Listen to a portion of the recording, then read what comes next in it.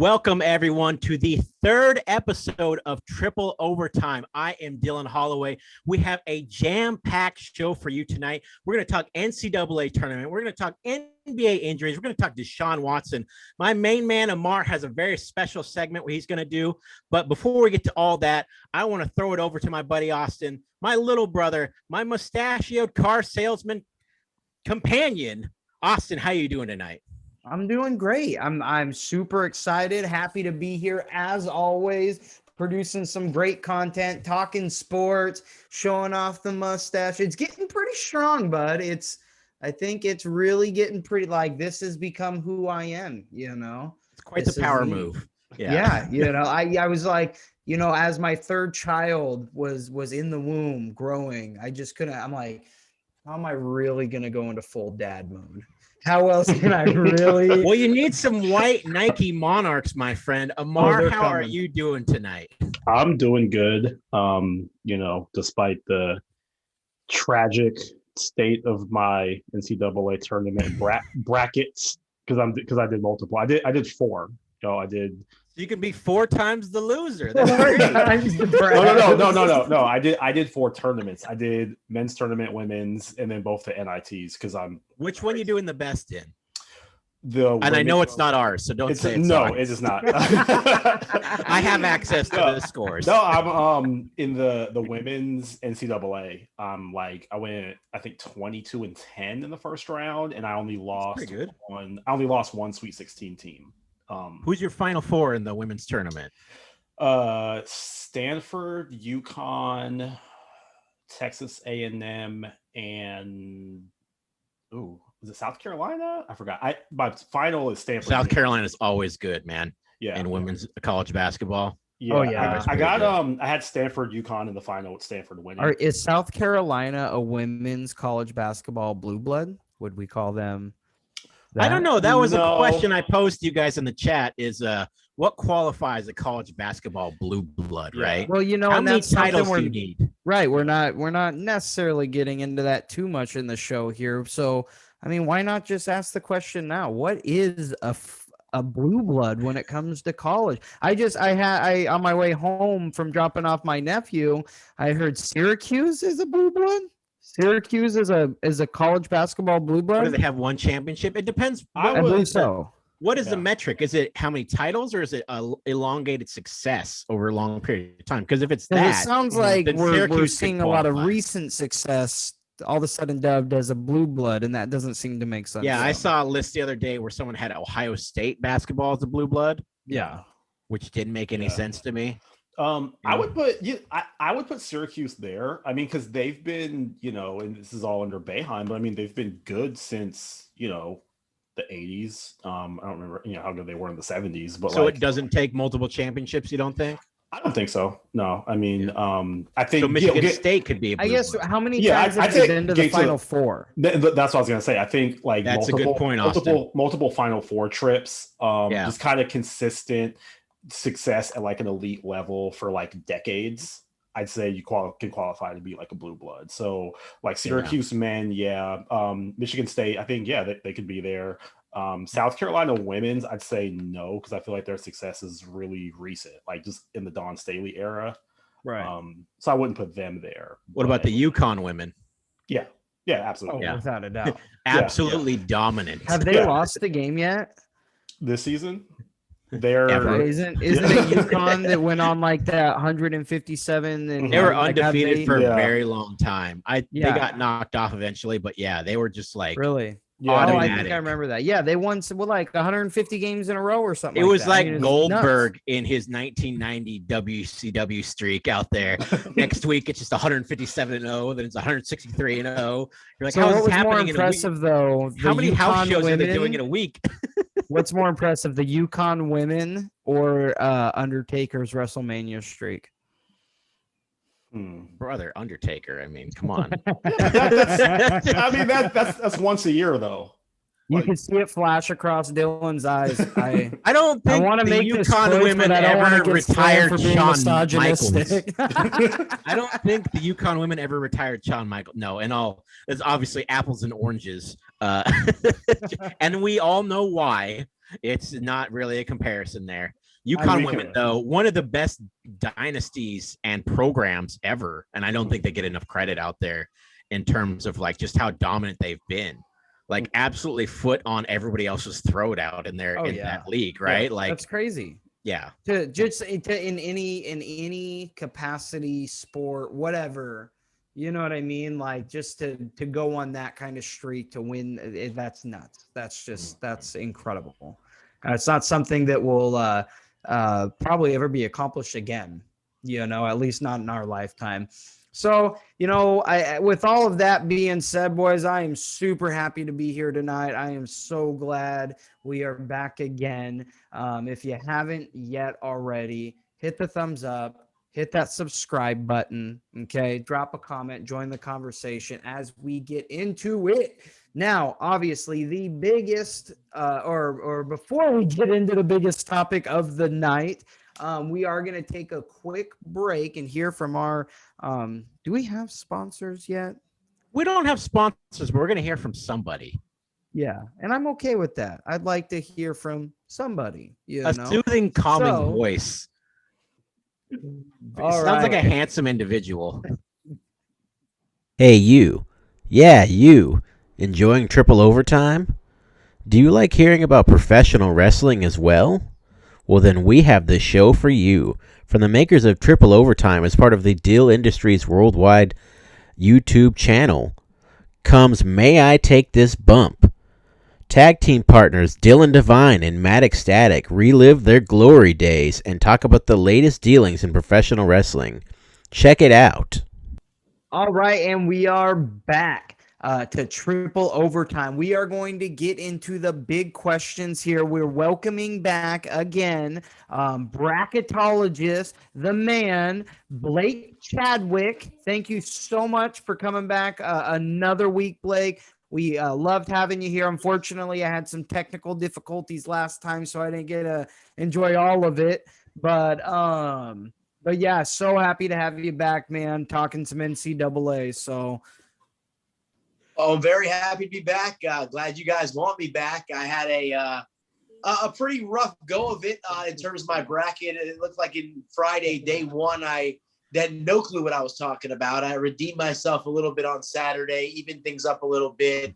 Certainly one of the most unpredictable tournaments that I've ever seen. A lot of things didn't go at anyone's prediction, but we'll see what happens here, and we'll certainly get into some of this stuff over the next few minutes here. Oh, yeah, without a doubt. So with that being said, we're going to start off here with Amaar, but we'll go around table here, guys. So what has been the most surprising moment here in this tournament, Amaar? For me personally, the way Kansas just got like slapped in their second round game. I wasn't like totally surprised that they lost, but just the way that they lost into that USC team. I mean, there wasn't anything that happened during the season that would have made me think, USC is going to beat Kansas by 30 something. As highly as I think of Evan Mobley, and I know Kansas came in, coming off of the the COVID thing, and they didn't get a lot of practices in, like we talked about before. And they eked out their first game against Eastern Washington. But you just figure by game two, they'll be in rhythm, they'll get their stuff together. Like, they're Kansas. They're not going to get destroyed. So that was it for me. Just like didn't see that coming. And, personal note, second time the tournament, they actually cost me money because that Eastern Washington, like in the bad beats, I mean, that was terrible. Like they had the 11-point lead and they give up that layup at the last second and they win by 9. And it was just like, dang. So that was bad. So yeah, Kansas was the biggest surprise for me. Yeah, I mean, Kansas, what did USC shoot? 61% from 3-point land? Like, that is just unreal. That is scorching hot for anyone who doesn't follow basketball. Like, that's unheard of, right? That's like when you're playing a Steph Curry on NBA 2K on all rookie mode. right? It's hard to hit 61% from three for there. But for me, most surprising moment was Texas losing to Abilene Christian, which was the beginning of the downfall of Dillon Holloway's bracket, completely shattering one of my Final Four teams. I've never been so mad at a team that I really had no real stake in. There's no money in this. There's nothing but maybe a little bit of pride with my buddies here. For three of them, I can't count, three of them, which are here right now. We're all in the bracket together. But yeah, Texas just disappointed me so much. And I was so mad, and I really had no right to be. And afterwards, it's like, why did I get so mad at this game? But man, like I had never heard of this other team. You know, they had like the purple jerseys, look like kind of like the warm-ups you wear in like a rec league kind of thing. Right. You know, they didn't look like official NCAA Division I jerseys, but those guys really put it to them. They had the most steals in the country, they said, and they really showed it, man. They really shut down Texas offense, and it was impressive, but very frustrating if you're Dillon Holloway and you had Texas in your Final Four. Blake, what did you think? You guys talked about individual teams. You know, you talk about Kansas struggling, and then you talk about Texas struggling. I'm going to talk about the Big Ten struggling. 9 teams into this tournament, 8 of them eliminated before the second weekend.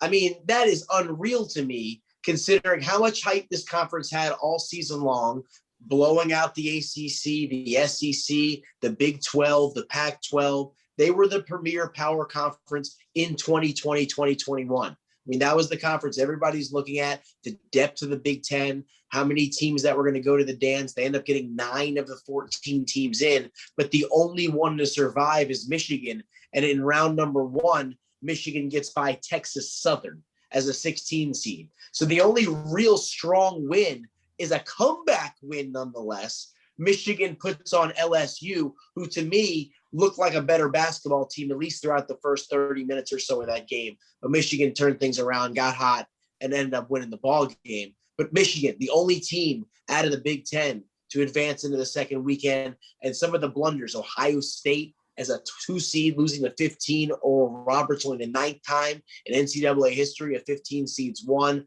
Iowa getting knocked out in round 2, getting punched in the mouth by Oregon. And Luka Garza has a great college career. He goes out with a whimper, not a bang.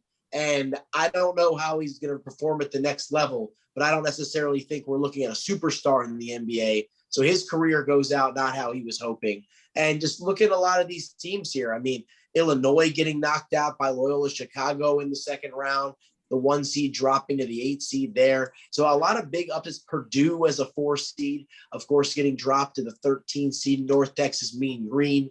So a lot of big time upsets, a lot of embarrassment for the Big Ten, and a conference that had a lot of hype coming in. And Michigan State can't even get out of the first 4. I mean, they blew a big 22-point lead, I think it was, to UCLA. So a lot of teams, a lot of hype, completely blowing it before even the third game of the NCAA tournament. Michigan, the only one left. And I'll tell you what, without Isaiah Livers, and in the third round in the Sweet 16 playing a strong, deep FSU team, I don't know how long the Big Ten is for this tournament. Yeah, I mean, you're not wrong. It's a little mind-blowing. The Ohio State game, to me personally, that I had them going to the Final Four, man. That killed me. That was a risky. It was a risky pick, but a one I made nonetheless that I thought would kind of separate me from the pack. I got lucky on that Michigan win too, but ultimately, man, do you think that it's been ugly? Do you think Luka Garza gave any thought? Because you know players can come back next year, like they get an extra year of eligibility, right, because of COVID. Do you think he gave any thought to like coming back again? Because I mean, they're saying like he's not going to be anything in the pros. He's not going to be a first round pick anyway. Can he lose to Oregon again? Can he improve his stock at all as like a 50-year senior? Well, they talk about him having his jersey retired at the end of the season. So I think it's pretty much done. I think his eligibility might be exhausted. I'm not 100% sure exactly where he's at with that. I thought it was a foregone conclusion. He was done at the end of the year. I actually thought he was a senior. But no, he is, but they're giving even seniors get another crack at coming back next season because of basically COVID. So they gave him. You're saying because of COVID giving another opportunity? Yeah. Again, I think, with his jersey being retired, them making that announcement on senior night, up in Iowa, I just think, at this point he's moving on. I don't see any chance that he comes back, and because I don't think his stock. Yeah, I don't think his stock can get any higher.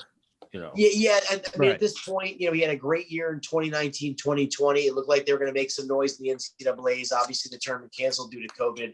This year, they come in as a 2 seed. They had a great year all season long. I mean, he has a supporting cast with them. I mean, between Connor McCaffrey and Joe Wieskamp, I mean, they had guys around him that could shoot the basketball. That could help. He didn't the other night.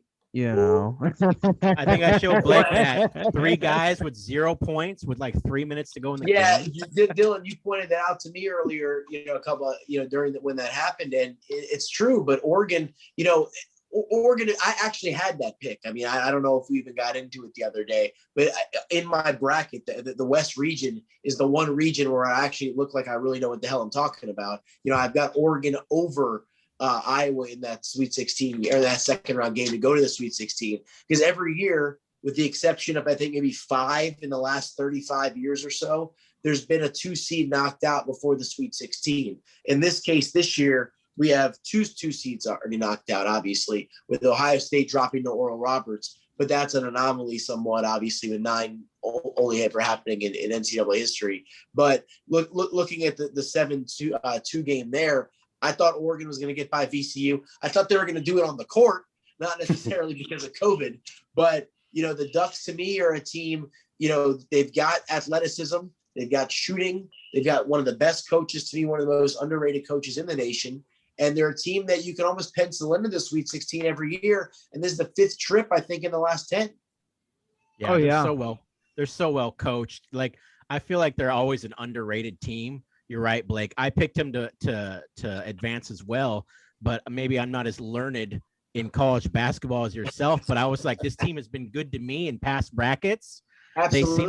They seem like one of those teams that once they get there, because they have the coach, they have the athleticism, they seem to find a way to do it. And they're just some of those teams that once they get to the dance, the playoff format, they know how to win. And Oregon is one of those teams. Thus, I picked them, and that's one of my few good picks as well. So I'm right there with you. Yeah, 2 years ago, they were a great 12/5 pick. And, here they are again. And, they've got upperclassmen. Peyton Pritchard's not there this time, but they still have guys that can go. Yeah, exactly. And their little brother, even Oregon State. I know this is a team that you were very shocked by. I had Oregon State in the Sweet 16, mainly because I didn't watch enough college basketball this year. And I was like, hey, I know the Pac-12. I've seen them play. They got hot in the tournament. Let's get Oregon State in the Sweet 16. And you looked at me like, oh, brother, I don't know. Well, I think the key is you fire an Obama and then you get to the Sweet 16.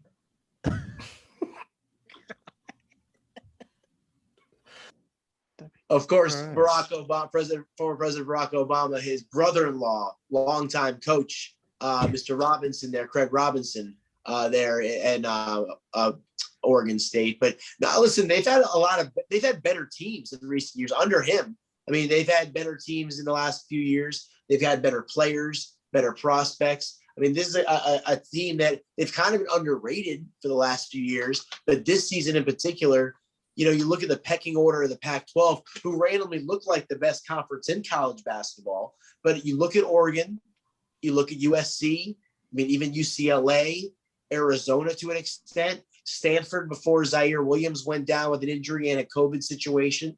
You look at them in the pecking order, they're almost middle of the pack in the Pac-12, but they found a way to win the conference tournament, and they won 2 surprise games. It's almost the same situation, mirror out west, you see Oregon State. In the east, with the Big East, you see Georgetown, both profile as a 12 seed. A lot of people pick them as the upset special. But to me, Georgetown just happy to be here, just like the Beavers. But the Beavers have found a way to a very up and down Tennessee team who, if you catch them on the right night, you can they're ripe for an upset. They found that in game number 1.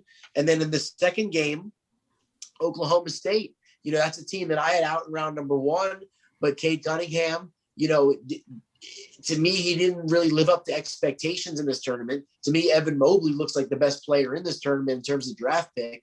But I think Oklahoma State overall, they didn't really have what it takes to get by them, and Oregon State found a way to win. So, yeah. And so, I'd say at this point, we definitely have covered most of our favorite moments and teams that we had going forward. So I'm going to skip ahead just a bit. Now, something we've seen in this tournament in itself is Oral Roberts. I'm sorry, I'm having a brain fart here. Pull my bracket up. Anyways, Oral Roberts beating Ohio State. Some people didn't have Oregon to some extent going to the Sweet 16. These Cinderella stories, but it just seems like they're everywhere. Half the tournament at this point is a Cinderella story. So, I mean, is it getting a bit overrated? What's the cause for all of these top seeded teams losing early and even here on day 2s, day 3s, and not only just losing but getting blown out, like absolutely blown out, and barely beating teams that they should be easily beating and blowing out themselves? So I mean, what's going on, Blake? Give us some insight. I think you're looking at a product of the COVID atmosphere. I mean, this is really a situation where it's the culmination of this weird, convoluted season. I mean, they're minimal to no non-conference for a lot of these teams and players. A lot of layoffs. I mean, you look at big-time teams like Baylor, Michigan. These teams that are in the Sweet 16, they had lengthy layoffs with COVID. Other teams like Virginia Tech, who got knocked out of this tournament, had a lengthy layoff with COVID. I mean, you see a lot of these teams have had a lot of ups and downs and a lot of unique situations that we didn't see in seasons past, and we're not going to see in future seasons. But college basketball never stopped. That's the one sport here. You know, they didn't bump things around normally. I mean, they moved up the season a little bit, a couple of weeks, but overall, college basketball sort of went as normal, to an extent this season. So I think you're looking at a byproduct of the COVID altered season. And that's why a lot of these teams, with the exception of Gonzaga, the exception of Baylor, and, you look at a Michigan, and we thought maybe an Illinois type and a couple of these other top teams, but really outside those top 3 or 4 teams, number 4 or 5, all the way to like number 50, there's not that big of a difference between them, just because there's not that much difference to be able to separate them. So I think that you're looking at a byproduct of the COVID season. The cream's still going to rise at the top. I mean, we're not going to see Oral Roberts in the Final Four. I mean, we're probably going to see Loyola Chicago once again in the Elite Eight. We'll probably see them get that far at least. But again, with Houston and Syracuse on the opposite side, I mean, there's always the opportunity for something funky to happen like that, especially in this COVID environment. A 9 or an 8 seed with Loyola possibly getting back there, as Syracuse is an 11, maybe getting through to the Final Four. But overall, I mean, the number 1s, the number 2s should largely be the teams at the top of the mix. And that's what we expect every year. But I think you're seeing a lot more upsets, a lot more double-digit seeds having success, because the teams are a lot more even than they are in normal years in terms of the seeding. Yeah, I mean, Blake's right. It has been an unusual year, and it seems like a lot of the teams outside of Gonzaga, like it seemed like this tournament was pretty wide open to begin with, right? Outside of Gonzaga, even the other number 1s, none of them looked like strong, like no way you can beat them, like surefire, no weaknesses in the armor type of thing. Well, that's the thing. Like, did Iowa or even Ohio State, those teams really look like a number 2? No, I mean, Alabama does. I mean, Houston looks like a 2. Maybe in a normal year they'd be a 3. Houston is lucky. Speaking of Houston is lucky to still be in this tournament, my friend. Don't get me fired up about Rutgers right now, because Rutgers should have won that game. They took as Denny Green said, they let him off the hook. Hit the mic. Come on, they let him off the hook, right? As Denny Green famously said one time. They are who we thought they were. They couldn't shoot a free throw. They couldn't manufacture offense. Rutgers should have won the game, but that's neither here nor there. Rutgers got their first win since 1983, first tournament invitations in 1991. But yes, Houston does not look like a number 2 team to me after watching them barely beat Rutgers. Like, I have no faith in Houston to win the championship. I really don't. Gonzaga, though, looks like a well-oiled machine out there. Oh, yeah, they're just firing on all cylinders. Unstoppable in that game. Against the Sooners, man. And have we even seen Gonzaga's best yet, or are they just kind of cruising right now? No, it reminds me of like a Peyton Manning Indianapolis Colts offense, just so high powered. You know what I mean? Oh yeah. Like, well, what can between they Suggs, Timmy, I mean, all of them, Dude, Timmy gets play 2 feet well in the paint, together. it's over. 2 feet in the paint, you're done. It's done. over. Goodbye. And that's what I'm saying. And Thank they know where they each need to be. They know when they need to shift the offense inside, when they need to shift it outside. And Suggs is having an incredible tournament. He's doing a lot of the dirty work, and he's doing a lot of the things that don't necessarily show up in the box score there at the end of the games. But man, that he's taking the charges. He's just making the passes, the extra passes that need to be made. That team is just they're unstoppable. I don't know how you bet against them at this point in the tournament. Well, to me, Austin to say lunch pail guy there. So go ahead, Blake. I'm sorry. No, you're good. To me, the one thing that really stands out about Gonzaga this year compared to past seasons is that they come out with a little bit of a swagger, a little bit of a confidence. Oh, yeah. They expect to win. And it's one of those situations where you watch them play and they know they're the number 1 seed, and they come out there and they take care of business against Norfolk State. They make a statement. They don't let that game get close at all outside of the first couple of minutes. Then they come out there against Oklahoma, a team that's beaten big-time competition all year in the Big 12. They're a solid team. They got up in the top 10 for a little while there. I mean, they're a strong team that certainly looked like they were better than a 9 seed throughout the season, or an 8 seed rather, throughout the season. I mean, they looked like they were closer to maybe a 5 or 6, but Oklahoma's a team that got punched in the mouth against Gonzaga. And now the Zags are in the Sweet 16, barely breaking a sweat. And I think, again, we haven't seen the best of them, as Amaar was asking. And I think overall, you know, with Suggs on the perimeter, you know, Timmy and Kispert, and, you know, even guys like Anton Watson, I mean, goes in there and does the dirty work, plays defense, gets rebounds. But then RJ Nembar, I mean, this is a guy comes over from the University of Florida. He's like a 5-star All-American. I mean, Gonzaga, I mean, they're getting guys like him. Suggs, the highest recruit they've ever gotten. This is not your older brother's Gonzaga Bulldogs team. I mean, this is a good basketball team, and they're full of pros. And I mean, to me, you never expect a team to run the table, but in this COVID environment, the whole deal, I mean, it almost seems like they're destined to keep going. I think, and you're right, Blake. I mean, considering in years past, it's always like, even when they have been number 1 seeds, it's always just been a matter of like, okay, when are they going to lose? You know, like you expect them to do well. You know that they had a great season, but even when they made the championship game, it just, you always felt like the moment was too big for them. But man, they're just going out there. It's nothing. It's absolutely nothing to them. I think Gonzaga used to be what Houston is right now, right? They had a number 1, number 2 seed resume, but you didn't look at them and say they're going to win the whole thing. You know what I mean? And I think they're not ever going to be a villain like a Duke or Kentucky can be, but they're not like America's sweetheart team anymore. You know, like they're like a legit, you know, team, like Blake said, like with pros, they have a swagger. Like they're not like plucky underdog Gonzaga. Like they're legit. They're like legit, you know, full of pros, national title favorite, and they know it. So there's like big difference. And when Gonzaga put themselves on the map, you know, years ago, I mean, forgetting even the John Stockton years, but guys like Dan Dickow and Blake Stepp, you know, these guys coming out there, I mean, they're solid college basketball players, but they were guards. I mean, Adam Morrison, you know, it was obviously, you know, one of the premier players for them, really the first real premier player they had, guy that ended up being a top 5 draft pick, even though he flamed out in the NBA. But number 1 scorer in college basketball that year that they lost out in the Sweet 16 or whatever. The guy scored more points than anybody else. Right. But that's a situation where I think they were only maybe a 3 seed, maybe even a 6 seed. I'm not 100% back and look, but I think you're right, Blake. Yeah.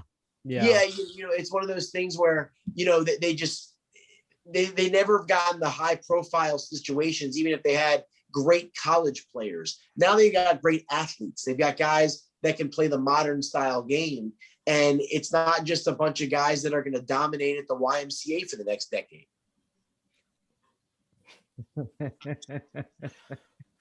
All right. So now, with that being said, moving into the end of this NCAA portion of the show, triple overtime, if you're just tuning in, how's everybody's bracket? As we close this portion out, how are you guys doing? Because I know I'm in 2 brackets myself. The one I have at work that is worth some money, I don't even look at anymore.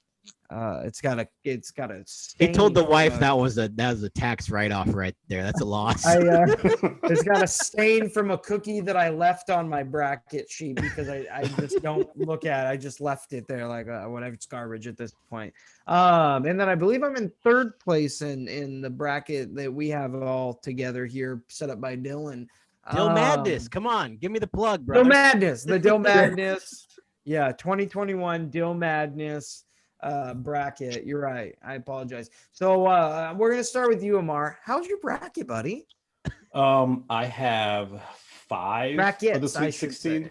Well, okay. Yeah. Amar did every tournament bracket, right? You did like the NAIA or whatever it's called. I did both the NCAAs and both the AAU, both the NITs, Western region.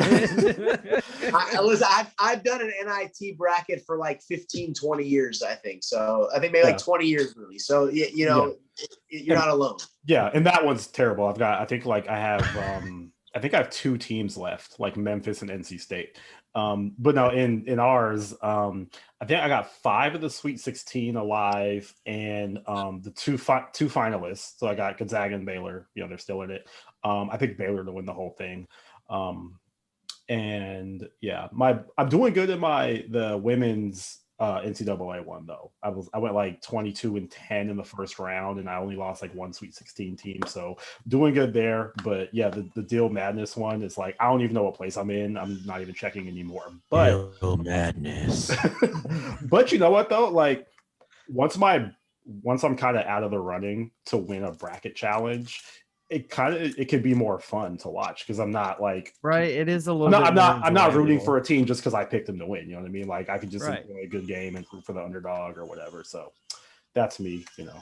Calling myself an expert and just being wrong all over the place. My bracket I'm in 2nd place, I think, but I don't know if I can really even score any more points unless Gonzaga gets the exact score that I picked.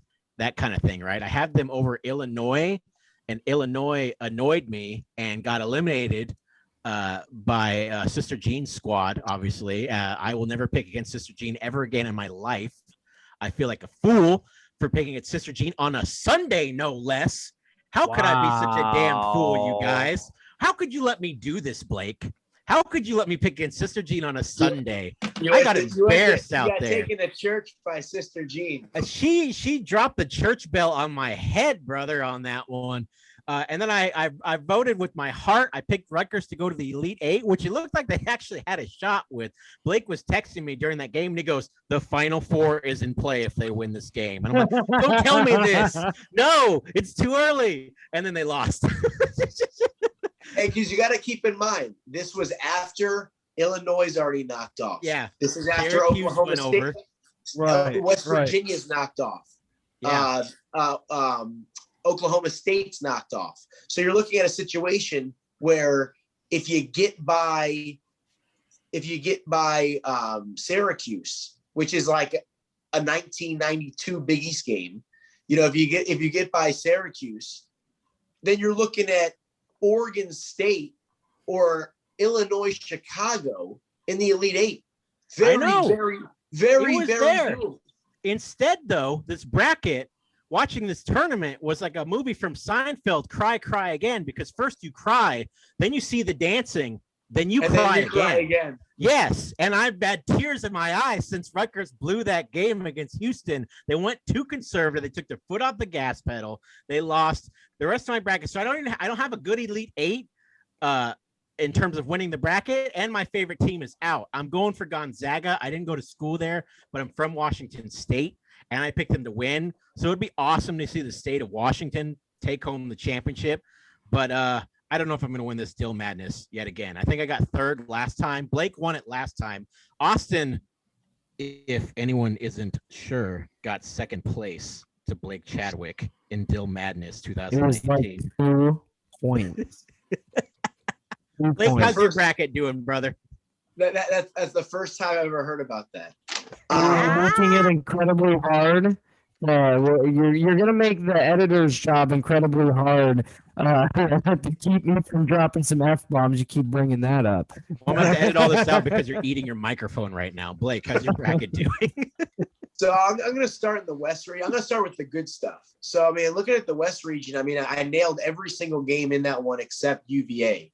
And the only thing looking back at it, I don't necessarily fully regret it, but looking at it, it had upset city written all over it. Not only Ohio just profiled as an upset team, but UVA with the COVID issues coming in, it looked like they were going to probably have an issue. As is, Ohio ended up winning the game. UVA had them, but the last 10 minutes or so, they completely went dark, and the Bobcats advanced.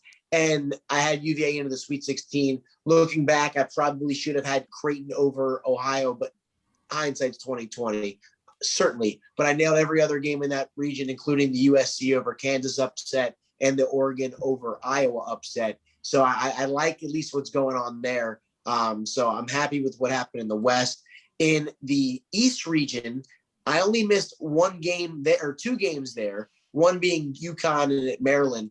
I'll never not pick UConn in that situation. Best player on the court, James Bouknight. He's a future pro. He has that Kemba Walker, style play there. He can really go the distance for him. You thought he might be able to put the team on his back.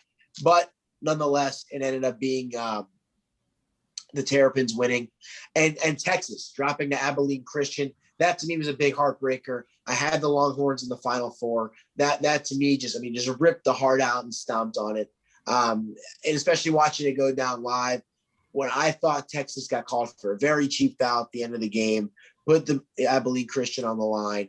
They made the buckets. They won the game, ended up advancing. But nonetheless, did that guy not make like any free throws before that? They said they're like, you're the worst free throw shooter in the history of basketball. He had like a higher percentage to miss that, to miss as both soon as shots. they said that, it was reverse jinx. I knew what was going to happen.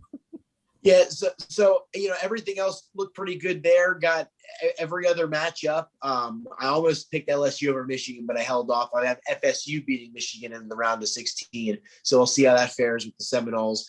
I have Alabama and all those picks, so we'll see how it fares. Hopefully, I get LSU or FSU rather into the Elite Eight and at least salvage something in that East bracket. In the South, not good. And just looking back, UNC obviously, they completely laid an egg. I'd still pick UNC in that situation again. Winthrop losing to Villanova, did not see that one coming. Villanova really showed up in that game. And we didn't talk about Villanova, but they're kind of an underrated team to me in this situation as a 5 seed because everyone expected them to get wiped out in round 1, but they beat Winthrop. They come back. They still hold serve against North Texas, though they're the better team. And now the Wildcats, as a 5 seed without their best player, into the Sweet 16. So to me, that's a little bit of an upset special. But Purdue losing that game, it is what it is. Utah State, they really surprised me there. I thought they were going to play better. The Aggies looked good early on, but the Red Raiders of Texas Tech came back, and they started looking pretty good. So, I don't fully regret taking that pick. Arkansas looks good. They're on to the Sweet 16. I had Utah State knocking off Arkansas. I'd probably still stick with that pick today, but the Razorbacks are on in. And then, of course, Florida over Virginia Tech. I had that. That was the first game of the tournament. Things started off real strong.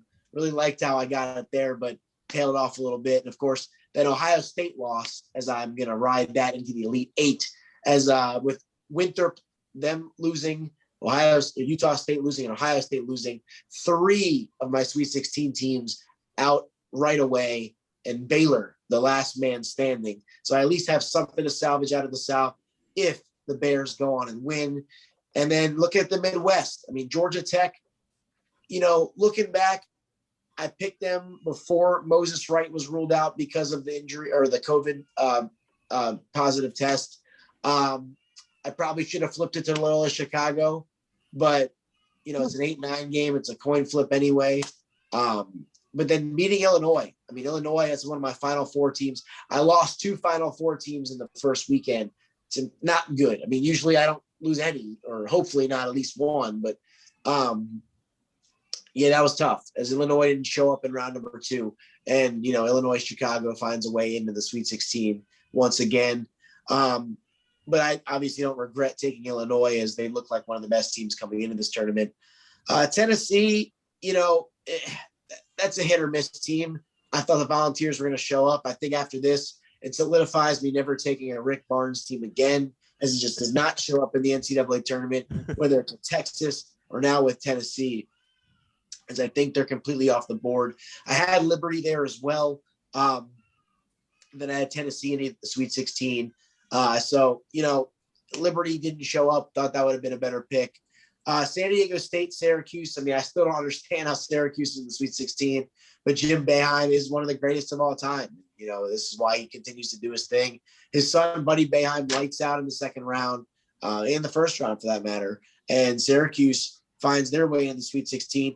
I mean, to me, West Virginia is a team I had in the Elite 8. I don't regret that pick whatsoever, but the Mountaineers get knocked off.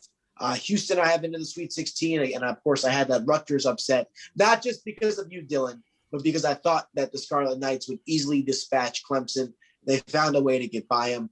But to me, I'm cooked in this region. I mean, with only Houston remaining, I have them out to West Virginia, and my other teams, Illinois and Tennessee, are already out. So I have no more advancement in the Midwest. So I had 8 of the 16 teams remaining. I think that's certainly my worst in a handful of years. I don't remember ever getting less than 10, but 8 teams I've got left standing, including my national champion Gonzaga. So hopefully I can ride the Bulldogs at least into the Final Four, and hopefully Baylor can at least win the South region and give me 2 Final Four teams. As long as you get 2, I think it's a successful run. So we'll see what happens. But I mean, to me, just the fact that we've seen a lot of these big upsets, 4 double-digit seeds in the Sweet 16, it's way more than usual. Usually you see 2, maybe 3 in a tight situation. But yeah, I think this is one of the crazier terms we've seen, but for good reason. It's an unpredictable year, and it's paying off. Well, and I'll tell you, Blake, the fact that you're even still looking at your bracket is why you're our local bracketologist here. So we are going to wrap this section or this part of the show up. It's black and blue, but I'm looking at it. I can see the burn marks on it from here, Blake. I do. We do appreciate you coming on again this week, man, and going over this with us. It's always great information, tons of fun. Super appreciative of it, and I know everybody out there is appreciative of the information that you provide, as well as the insights. So we are going to take it to another break here at Triple Overtime. So sit back, grab some popcorn, and you're going to hear from our sponsors. Thanks, Blake. Thanks, guys. All right. Thanks, Blake. Hey, you. Yeah, you. Enjoying Triple Overtime? Do you like hearing about professional wrestling as well? Well, then we have the show for you. From the makers of Triple Overtime, as part of the Deal Industries worldwide YouTube channel, comes May I Take This Bump? Tag team partners Dillon Divine and Matt Ecstatic relive their glory days and talk about the latest dealings in professional wrestling. Check it out. And we are back once again. Super happy to have Blake on. Dillon, I love having that guy on. He's got so much. He's just a fountain of knowledge, So especially when it comes to the NCAA tournaments and stuff. So it's always a blast to get that kind of insight. Now moving forward, we're keeping it same sport, but a pretty big story as well. We've seen a rash of major injuries amongst the NBA community, namely Anthony Davis earlier in the year, more than likely, or is going to be out until the playoffs. LaMelo Ball, it appears is going to be out for the rest of the season. I believe it was a fracture. He broke his leg, basically, right? Wrist. No, his wrist. Wrist. I apologize. Wrist. Yeah. So, and that's not good. I mean, what's that going to do moving forward, right? Wrist, guy's a shooter, scorer, etc. And just and more, it's really too bad because the NBA season as a whole has really kind of gone off without a hitch, and it's been really nice and everything. So, but let's go ahead and start with you, Dillon. I mean, what's going on with the injuries? How does it affect things going forward? And most especially, are the Lakers even going to make the playoffs at this point? I mean, is that a real fear? Because the hope is that AD and LeBron come back and then all is well and they make the championship push. But if they don't, then do they fall short? It all depends. I don't know if we've had an official timeline for LeBron's injury at this point. It all depends on the timeline. At this point, I think they're, as I see right now, they're 6 games above the 8th place seed right now. So, I mean, it looks good for them to still make the playoffs. They still got a good team regardless. A good enough team to get a playoff spot, I believe, in the Western Conference. But I mean, losing LeBron is a big impact to the team, and it's a big impact to the NBA in general. Losing AD, losing LeBron, because it seems like the NBA has good. You said that the season's gone off without a hitch. It feels like it's been a quiet season, though, right? Like, It feels like it's like yeah, the NBA is going on. Like, I'm following it, I'm watching. But even though football ended and all that stuff, normally for me, it's like when the Super Bowl ends, that final gun goes off in the 4th quarter of the showcase of the Immortals for the Lombardi Trophy. That's when basketball season starts for me, right? But it feels like I haven't been able to get into it as much this year. I'm really into March Madness. I'm really into the NCAA tournament. But as far as the NBA, I still haven't gotten into it. Hopefully when the playoffs roll around, I'll get into it. But losing LeBron does not help because he is still, even if you don't think he's the best player in the league, he's still the most recognized player. He's still the most famous basketball player, maybe the most famous athlete on the planet right now. Right. Everybody knows who LeBron is. Even my mom knows who LeBron is. And that is the measuring stick for me, to know if the person is famous or not. Right. Like my mom doesn't know a lot of people, but she knows who LeBron James is at least, So I think that hurts him. I think I keep seeing different conflicting information. It's a sprain. It's a high sprain. It's severe. He's not going to be able to walk for a year. He's going to be back next game. You know what I mean? There's so much information coming out. I think if he's back by the playoffs, they'll be okay. I don't see them falling out of the playoffs unless a few other teams get hot. The Western Conference isn't as strong as it typically is in past years. Like, it's still stronger than the Eastern Conference, but it's not as strong. But as far as the Eastern Conference with LaMelo Ball and the Hornets, this is devastating to their playoff hopes. They're riding at 21-21, right at 500 basketball right now. They're a 6th seed in the East. And without him, this guy is by far and away, for me at least, the rookie of the year thus far. I think this guy is way better than all of us expected, right? We thought he was going to be good, but he's way better than we all expected thus far, right? I believed in him. Of course, Austin. I did. Of course. I thought he was going to be good, but I didn't know he was going to be this good. I knew it. I knew he would be a star in this league. I've called it over and over again. I've been a Lonzo Ball fan since day one. I think he still hasn't really gotten a fair shake. Undefeated, never lost, right, Austin? Yeah. And I knew, dude, LaMelo grew up like having to. His brother is a freaking an NBA talent, and LaMelo had to grow up playing against him and his other brother. It's like you playing against me, right? You're playing against a superior brother, so it can be difficult out there on the hardwood, in the paint, getting dominated every night, getting backed down, getting posted up by your big brother, Dillon Holloway. But nonetheless, I think the Hornets are going to have a tough time keeping that playoff spot because the East seems like it's still wide open. I'm looking at it right now. They are the 6th seed, but you've got they're the 5 seed, at 21-21. You got the Heat right behind them at 22 all, the Knicks at 22 all, the Celtics at 21-22. You got the Bulls 19-23. That does not sound very good, but they could easily overcome them. The Hornets. So everything in the East is wide open. I do not think the Hornets make the playoffs anymore. And Michael Jordan might be cursed at this point because, man, what bad luck. This guy, I want to ask you guys though, can he still win Rookie of the Year even though he's out for about half the season here now? He's going to miss the rest of the season. Can he still make Rookie of the Year, Amar? I think that was like the more interesting story with me, with LaMelo's injury. I mean, because whether the Hornets make the playoffs or not, I don't think they would have done anything in the playoffs. Like they would have been a first round exit team. I mean, it's their first time going in forever. I mean, that wasn't an interesting angle for me, but whether or not LaMelo can still win Rookie of the Year and playing, because at this point he's played 41 games and there's going to be 72 in the season. So can he still hang on to that, or is someone like Anthony Edwards going to overtake him?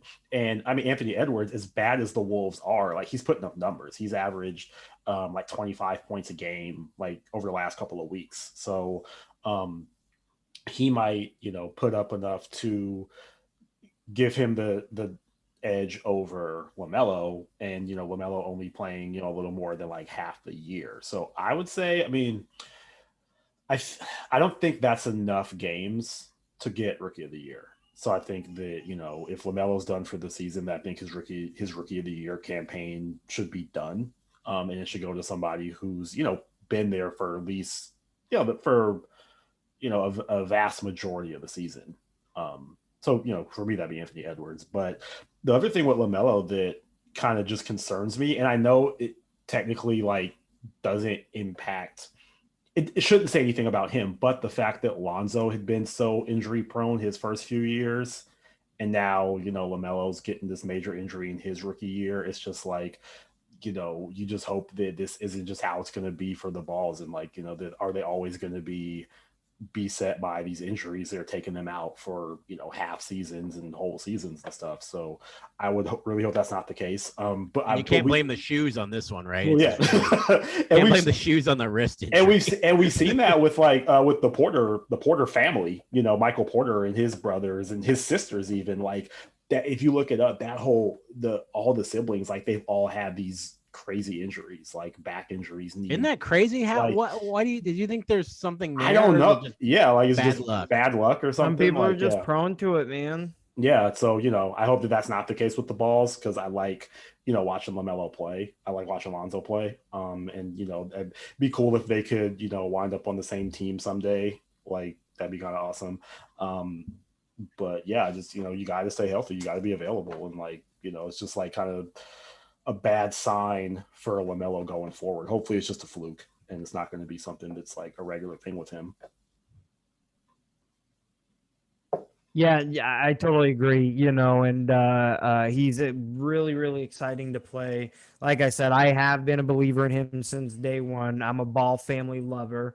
I love what they got going on. Say what you will about LeVar, but the man's raised 3 boys, 2 of whom are in the NBA right now. You know what I mean? So there's something to be said for that, and what he's done as a father in their life. So now moving forward, getting into obviously the biggest story going on in the NFL right now. First, I want to say, because this is a little bit of a heavy topic, so I want to start out first by asking you guys, and we'll start here with you, Amar.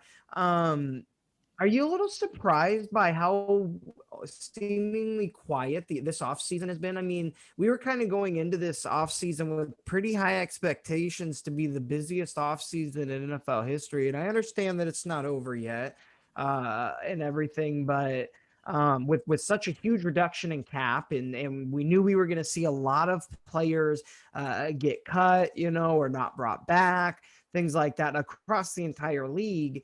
Man, it just seems like we're not hearing quite the news as often as we believe in. And this next topic we get into, may have something to do with that. But what's going on? I feel like it's been active. It's just the coverage has been different. And I think that's more to do with what else is going on in the sports world, more so than like, nothing's happening in the NFL, right? Like you've had, starting quarterbacks, former number 1, number 2 draft picks have changed teams in this offseason.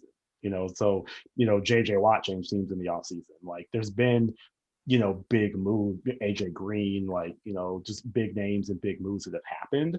I just think that either they've been overshadowed or they just aren't living on the top page of the website as long as they would have normally, because you've got all these other things going on. You got Tiger Woods and COVID stuff, and then the tournament starts, and then the NBA season's going, and so yeah, I think that's it more than anything. I mean, it doesn't seem, I haven't been counting the transactions to see if there's been like less than years past.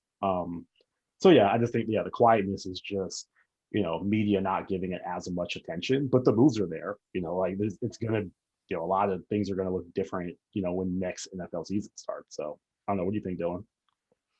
I'm the same way. It's felt pretty quiet to me, like in terms of like blockbuster moves, especially when Austin laid it out as the craziest free agency we've ever seen. It is far and away from that.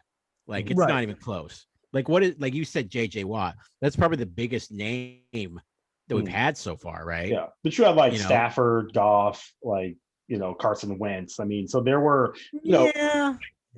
I mean, if the Russell Wilson trade would have went down, I mean, that is huge. Mm-hmm. If none of those are as big as even the last year's with Tom Brady, though. Mm-hmm. None of those are even as big as last year's with Tom Brady. Mm-hmm. None of those surpass that. Even if Russell Wilson gets traded, Tom Brady going to the Bucs beats all that. Mm-hmm. It's the most accomplished quarterback of all time, right? I love Russell Wilson as much as Austin does, but Tom Brady's the got the most rings, right? So that's a huge deal. So I don't think it's even close to the greatest free agency we've ever had. That just feels like big time hype at this point, and it really has not delivered, especially when we're looking at this team that I follow, the Seattle Seahawks. They've been as quiet as ever. They've made a few signings here and there. The Cardinals have been the most active. They got AJ Green, they got JJ Watt. They've shored up some defense, some offense. The Cardinals look like they're going after it and trying to make a push for the NFC West. The Cardinals is a team that I don't want to take. I don't want to put them like as contenders just yet for like a Super Bowl championship, but they're definitely contenders for that division in my eyes now. You know what I mean? To be perfectly honest, I think a lot of people are counting Seattle out too. I mean, it sounds like it's seemingly the whole Russell Wilson thing is dust is settled. For now, there's a mutual understanding that we're gonna make it through this season together. So let's just be done with all that other stuff.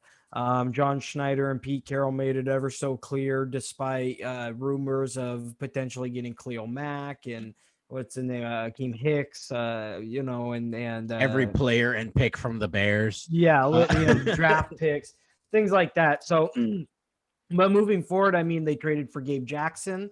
Granted, he didn't have a super great season last season, but he's a guy who's been an All-Pro and Pro Bowler.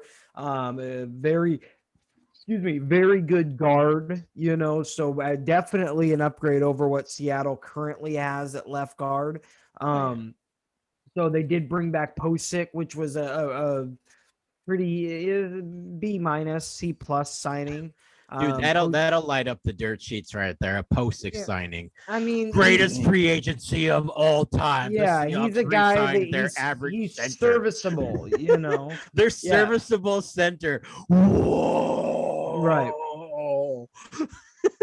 Greatest free agency I've ever seen in my life. But that's important for the continuity of that offensive line. That's important, But even more so, one of the most underrated moves of this entire free agency offseason so far is that signing of Garrett Everett, the tight end.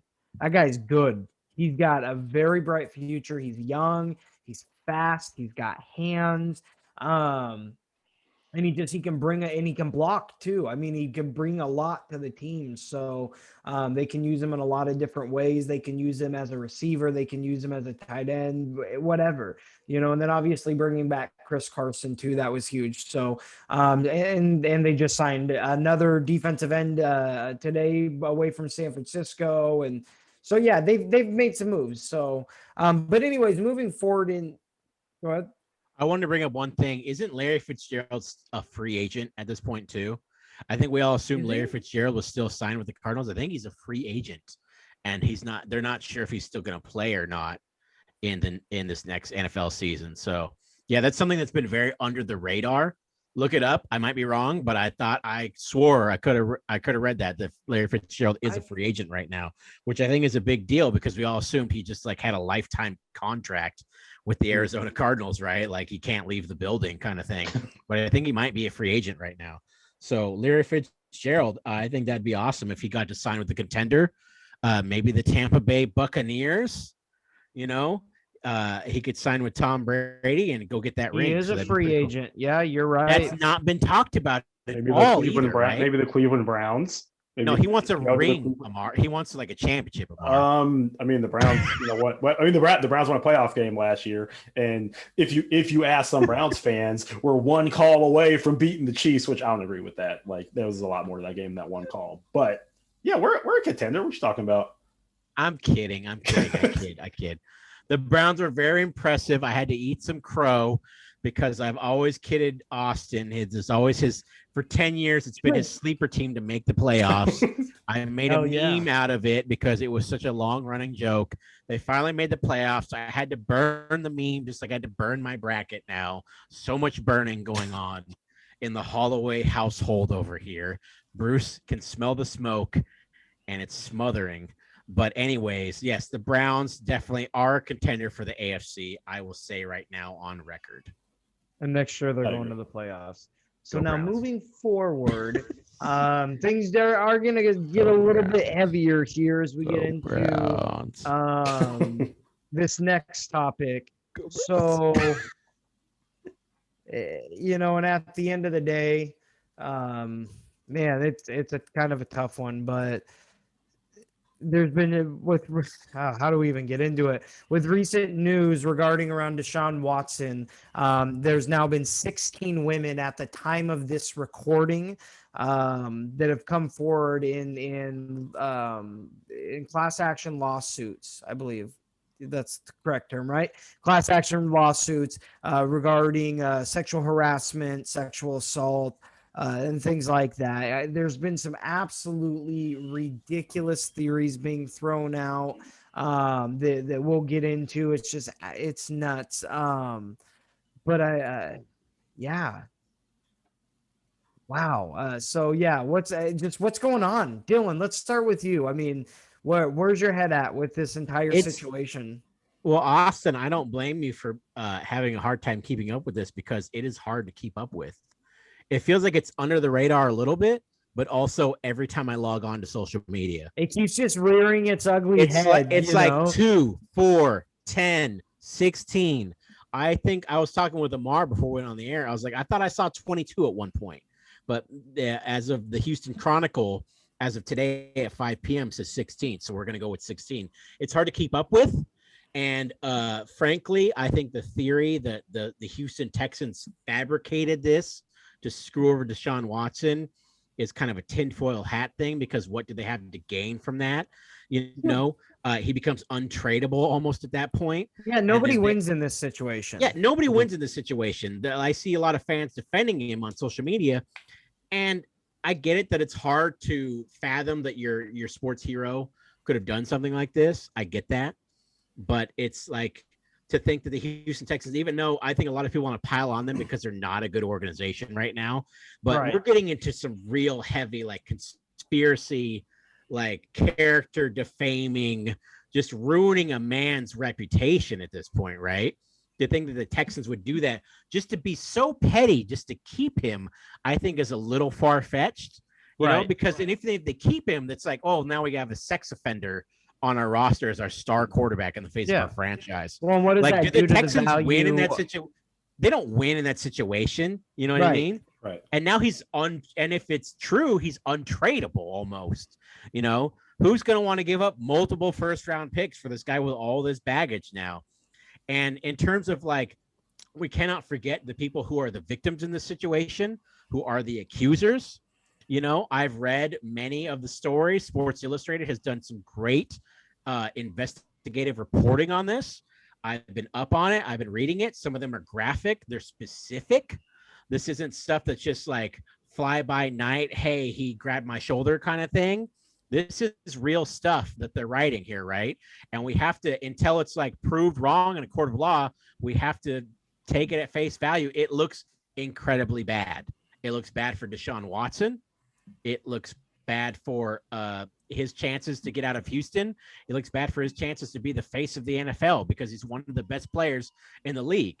I know a lot of people are comparing this to Wheeler, like the Seahawks. I think he's like a guard or a tackle who beat up his girlfriend, right? They're like, well, how come that guy's not being talked about as much, right? And I agree, what he did was heinous. It was wrong. But Wheeler is like a backup offensive lineman. Deshaun Watson is one of the 4 best quarterbacks in the National Football League. So this is going to get well, and at the end of the day, Wheeler lost his job, got cut, and he'll face definitely suffer the criminal legal consequences of his actions. You know what I mean? So exactly. At some point, whereas and that's still something that's yet to be seen is just because these are class action lawsuits. So yes, these women are seeking form of damages and financial compensation, but given the evidence and what's being brought to light and if there is merit found in the things that these women have accused him of, then there's nothing that says, especially because keep in mind, this spans across 3 states. Last I checked, it was Georgia, California, and Texas. Beverly Hills, Los Angeles area being the most recent, the 16th female who came forward. She was a masseuse. But yeah, it's so what are the statute of limitations on these things? And he's only been in the league 3 years, so it's got to be fairly recent anyways. And what's consensual, what's not, et cetera, et cetera. So there's some real deal criminal ramifications that could come from this too. So at the end of the day, I don't see any benefit to the Texans doing something like this and creating this scenario, whatever the case. It makes no sense to me. It did really kind of make me ponder though, we all immediately just blame the Texans for being a dysfunctional franchise, for Deshaun Watson just all of a sudden waking up and saying, hey, I want out. I desperately want out of Houston. Right? It didn't it not seem a little weird, just how drop of the hat it was? I get they had a crappy year.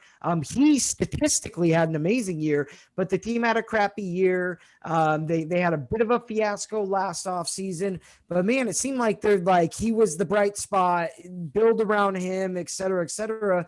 And we were just so quick to dismiss anything other than the fact that, his word of saying, hey, the team promised me these certain things that they broke their promise on, and this franchise is just dysfunctional. It's just he woke up one day and said that. And so that always kind of caught me off guard in the first place, was just wow, it's crazy. You don't see a 25-year-old guy in the prime of his career that's an elite quarterback at this stage of his career just demand out like that. So, I mean, that could have something to do, trying to, I don't know. Anyways, it seemed odd, and seemed like that could have something to do with these allegations coming forward. They're sickening. They're disgusting. You're right, Dillon, reading this stuff. It really it makes my stomach turn.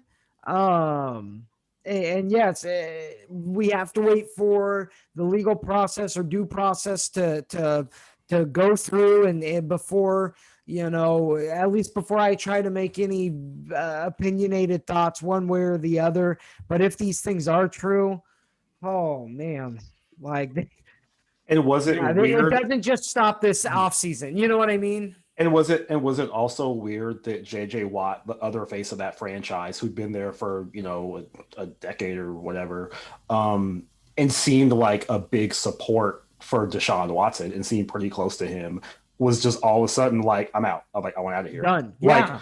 Why, he wanted away from that franchise. I just don't win. Was that a seemingly out of nowhere? Right. It just seemed like, he was so ingrained with that franchise and with the Houston community And for him to just all of a sudden be like, I want out, because I don't even think he was still under contract. Like, he asked to be released. Yeah. You know? So it wasn't like he was. That's what I'm saying. It wasn't like he he was coming up on free agency. Like, he wanted to get away from Houston, and did he want to get away from Deshaun Watson? Did he want to get away from this situation? Did he know that this was coming? And was he just like, I don't want no parts of this? Like, that's what I'm saying, man. It seems weird because even the Russell Wilson situation, like you could argue that you saw this coming a mile away. You know what I mean? Like, you could argue that just based on what's been happening the last 3, 4, 5 seasons. Yeah. People talked about that happening. Yeah, how often everybody has been talking about, like, man, it's just a matter of time before that guy just freaking snaps and says, I'm done with this offensive line BS. And either get me the heck out of here or get me some help. We all, in a sense, saw that coming. Deshaun Watson, I didn't. JJ Watt, that was one of the few guys where it really seemed and felt like he was going to be a Larry Fitzgerald type or, whatever, at least Tom Brady type, play every year, but maybe his very, very last whatever, in the NFL. I know that's a bad comparison because Brady's going to play until he's 75 years old. But, and win 37 Super Bowls. Right. But it just seems so odd because, JJ Watt just out of nowhere, I want to be released. Okay, thanks. Have a good one. And just gone, and then pops just a couple doors down to Arizona, living it up, having fun, staying warm, and totally misses out on all of this Deshaun Watson drama. And maybe Deshaun's a weirdo. Maybe that's he's like, man, all of this story's going to break. And this guy's weird. He's not a great leader. I mean, I don't know. But that does seem odd. Yeah, it does. So what Dillon was talking about with people who kind of like don't want to believe that Deshaun Watson could do what he's been accused of doing, because they think they know him or they think they have seen enough of him to say what kind of guy he is. Like, just a quick story to kind of address that, right? So when I was living on the East Coast and I was covering the NBA for a basketball magazine, there was a NBA all-star caliber player, and I heard the story about him, which pretty reliable source. So I think it's probably true, but if just in case it's not, I won't say who the player's name is, right? So this player and his crew, they go out to a club one night and they, get, VIP, ordering bottles, whatever, like people with money do. Next morning, the club owner calls everybody in or manager calls everybody in for a meeting and is just like, yo, that guy's not allowed here ever again. He can't come back here ever again. And they were like, what happened? He pulled up the surveillance footage from the club. And what this player and his people were doing was they would call the waiter or the, bus boy over or whatever. And they're like, hey man, we spilled some champagne. Can you clean it up? Guy's like, yeah, no problem. Right. Cleans it up. Okay. They call the guy back, sometime later in the night. Hey man, sorry, we spilled some champagne again, or whatever. We spilled some drinks. You clean it up. Guy's like, yeah, no problem. Okay, right. This happens a few times during the night. What the manager saw on the tape was this player and his people. What they were actually doing was they were pissing on the floor and calling this dude over to clean it up. And as he's cleaning it up, they're cracking up, busting out laughing, oh, it's hilarious. We're making this dude clean our pee off the floor. And when the manager saw that, he's just F this dude, he's never coming back here. Right. I say all that because that same player, I met him in the context of work, right? Interviewing him for a story. And when I met with him and worked with him, nicest guy in the world, right?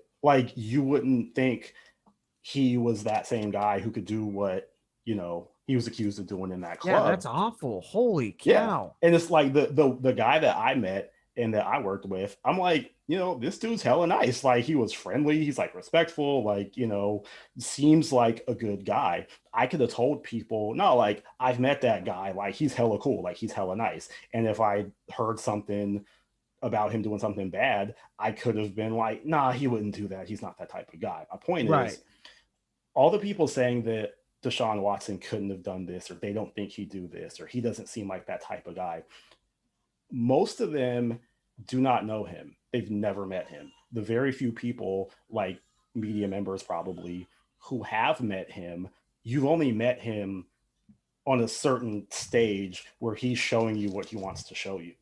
So basically, other than people who, maybe are in his family or like very close friends of his, 99% of the people saying, oh, I don't think Watson would do that, they don't know. And they don't know what he's capable of. And that's the deal with, that's the deal with anybody. And so I can't make any speculations on this case based on the fact that Deshaun Watson seems like a nice guy. He seems like cool. He doesn't seem like he would do that, but I've personally dealt with star athletes who they don't seem like that, but they do nasty, horrible stuff. So but here's what blows me away about like the people that are so quick to like, he would never do that. There's no way, you're a good man, blah blah blah. Like, how played out is this storyline? And I don't say that to be like, I really don't mean that to be like, or to not be sensitive to the women who have come forward, the accusers, because man, I like, trust me, I feel for them, and it's horrible, and it's absolutely terrible that they had to go through something like that, and I hope they get all of the justice and all of the financial compensation and everything if these things are true, right? But how played out is this storyline? Rich, famous athlete or movie star or producer or director or hip hop mogul or whatever who has weird effing kinks, you know what I mean? And behind closed doors is just does weird, gross stuff.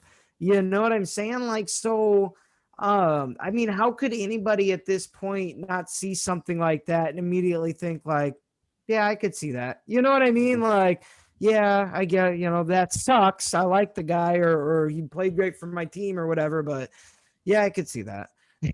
So yeah, basically like, like you don't know, even if you think you know him, you don't know. It's just pointless to, kind of just based off of what you've seen him do in interviews, or, just how he seems with his teammates and all that. Like, right. Because you saw him like volunteering for the community or something. Right. You never know what any one person is doing 24 hours out of the day. No.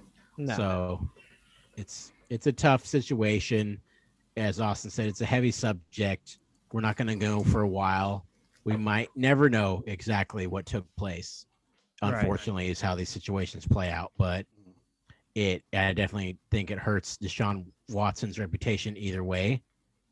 And it's not good for him or the Houston Texans organization, Yeah, really for the NFL, just as a whole. It's really unfortunate. So with that being said, we are going to go on, take it to our last commercial break with our sponsors. And we will be back with a very special segment from our very own Amaar Burton, getting into something special that means something to him. So see you when we get back.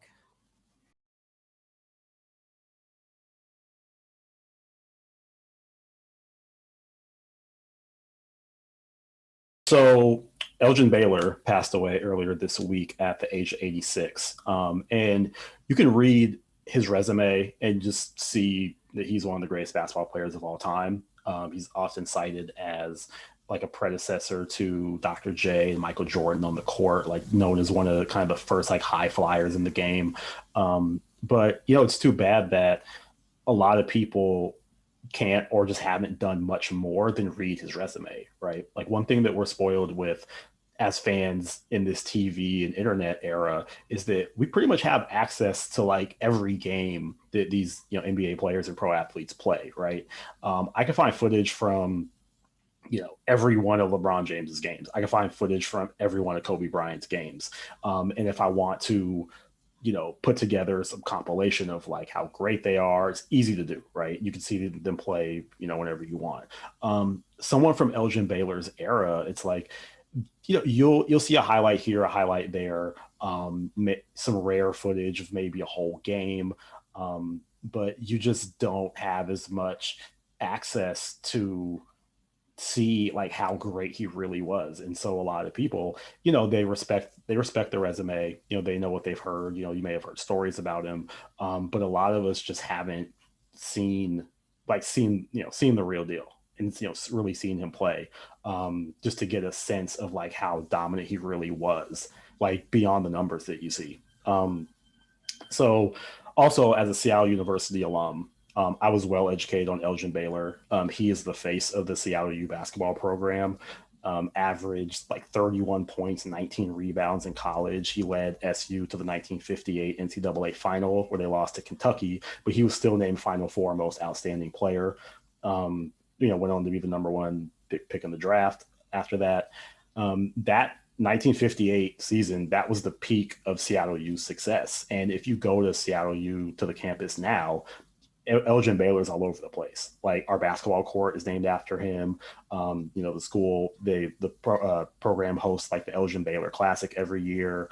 You know, he's just such a big part of that basketball program and just of the school. And it's interesting because it's like, how many programs can you say, college basketball programs, can you say the face of their program was someone who played in the 1950s? And yeah, that has, you know, a lot to do with how the program has done since Elgin Baylor played. But at the same time, it's like, what could someone have done to eclipse at that school what Elgin Baylor did at Seattle U, right? Like, what could someone have done, you know, that's better than averaging almost, you know, 30 and 20 and, you know, carrying a team to the final? Just another example of just how great he was. And, you know, we tend to not appreciate great athletes while they're here, you know, while they're playing, while they're alive. And, you know, a lot of the props come after they pass away. And that's, you know, unfortunately, it's you know, going to happen to Elgin Baylor. But if you have a chance, you know, sometime in the next few days, like, go do yourself a favor, find some clips, find some footage, you know, find a game tape if you can of Elgin Baylor playing, and just watch him go to work. It's like one of the greatest that we've ever had in the game.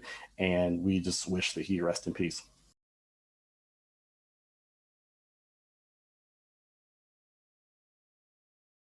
And we are back here with our final thoughts here at Triple Overtime. Before we get out of here, we're just going to go over a few little final thoughts just of what's going on in the sports world. Quick, easy. Before we get into that, if you haven't already, and if you have made it to the end of this video, you are a trooper. You are an overtime legend. Okay? So thank you. Make sure you have hit that subscribe button. Make sure you have hit that thumbs up button and drop a comment to get in on the conversation with us. Give us something to talk about and put on those little reader boards at the bottom as Dillon becomes more proficient at editing this. I mean, our editor becomes more proficient at editing this. Anyways, Amaar, what is your final thought for this week? You know, despite how bad my bracket looks and not trusting my predictive abilities right now, I do think this Michigan-Florida State game is going to be a great game. You know, you've got some future NBA players on the court. You've got Juwan Howard going up against Leonard Hamilton on the coaching front.